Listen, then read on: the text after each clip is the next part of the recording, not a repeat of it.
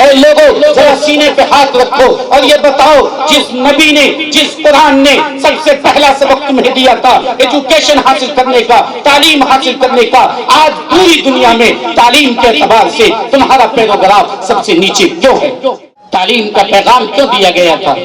جبکہ مکہ کی سرزمین تھی، وہاں لوگ اپنی بیٹی کو زندہ دفن کر دیتے تھے۔ آج تو الٹرا ساؤنڈ کے ذریعہ ہم اپنی بچیوں کو گرا رہے ہیں، وہاں زندہ بچی 2 سے 4 سال کی بچی ہو، اسے کندھے پہ اٹھا کر گڈھا کھود کر زمین میں ڈال دیا جاتا۔